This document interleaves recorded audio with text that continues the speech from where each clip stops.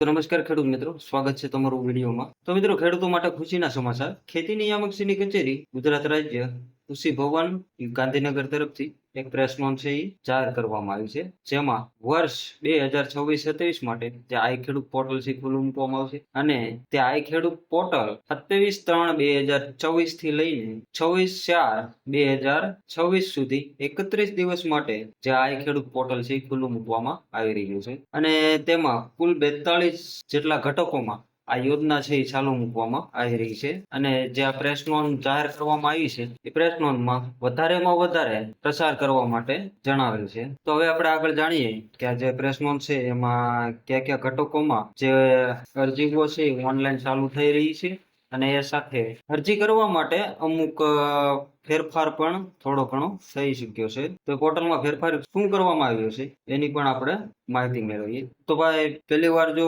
આપણી YouTube channel ઉપર આવતા હોય તો ચેનલને સબસ્ક્રાઇબ કરવાનું ભૂલતા નહીં અને સાથે જે ખેડૂત મિત્રો છે એમને વધારેમાં વધારે આ વિડીયોને શેર કરવા વિનંતી છે. તો મિત્રો, જેવું જણાવ્યું કે આપણે તારીખ 27/3/2026 એટલે કે કાલથી જ જે આ ખેડૂત પોર્ટલ છે ખુલ્લું મૂકવામાં આવી રહ્યું છે અને 26/4/2026 સુધી જે આ ખેડૂત પોર્ટલ છે એ ખુલ્લું રહેવાનું છે. તો મિત્રો, ઘટકો વિશે વાત કરીએ તો ખેતીવાડી ખાતાની વિવિધ સહાય યોજના હેઠળ ખેત ઓજાર સાધનો, જેમાં combine harvester, cultivator, laser land leveler, subsoiler, potato planter, groundnut digger, harrow તમામ પ્રકારના, પ્લાવ તમામ પ્રકારના, પાવર ટીલર અને એક છે તારની વાડ, જેમાં દર્શાવેલ નથી. તાર ફેન્સિંગની અરજી પણ હોઈ શકે અને હોઈ શકે કે જે આપણે ઝટકા મશીન આવે છે તેની પણ અરજી હોઈ શકે છે. તો એ પોર્ટલ ચાલુ થાય ત્યારે જાણવા મળે કે તારની વાડ છે એ તાર ફેન્સિંગની છે અથવા ઝટકા મશીનની છે. ત્યારબાદ છે સોલાર પાવર યુનિટ, પાક સંગ્રહ સ્ટ્રક્ચર,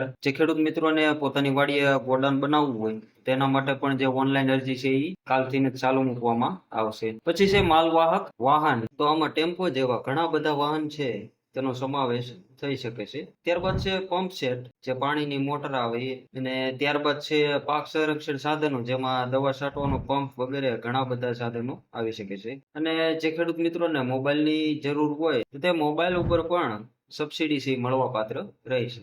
તો આ રીતે મિત્રો, કુલ 42 જેટલા ઘટકો છે તે આ ખેડૂત પોર્ટલ ઉપર 27/3/2026 થી 26/4/2026 સુધી તમે લોકો જે આ ખેડૂત પોર્ટલ છે એની ઉપર ઓનલાઈન અરજી છે એ કરી શકશો. હવે વાત કરીએ જે પોર્ટલ ઉપર ફેરફાર કરવામાં આવ્યા છે એના વિશે. તો ચાલુ વર્ષ આ ખેડૂત પોર્ટલ પર નોંધણી થયેલ ખેડૂતો અને નોંધણી બાકી હોય તેવા તમામ ખેડૂતો ઓનલાઈન પોર્ટલ ઉપર આધાર ઓથેન્ટિકેશન, જેમાં બાયોમેટ્રિક અને ઓટીપી આ બેમાંથી એક ઓથેન્ટિકેશન કરાવી તમારે જે આ ખેડૂત પોર્ટલનું ખેડૂતોને જે કેવાયસી કરવાનું છે એ કરાવવાનું ફરજિયાત રહેશે. ત્યારબાદ અરજી ઓનલાઈન થશે. અને મિત્રો, જાતે ઓનલાઈન અરજી કઈ રીતના કરવી એના વિશે માહિતી જોઈતી હોય તો આપણી જે યુટ્યુબ ચેનલ છે એ ચેનલ ઉપર આ ખેડૂત પોર્ટલમાં કઈ રીતે ઓનલાઈન અરજી કરવી એના વિશે એક માહિતી સાથે વિડીયો બનાવેલ છે.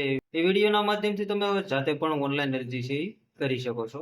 વિડીયોની લિંક તમને ડિસ્ક્રિપ્શનમાં મળી જશે. ફરી મળીશું એક નવા ટોપિક સાથે નવા વિડીયોમાં.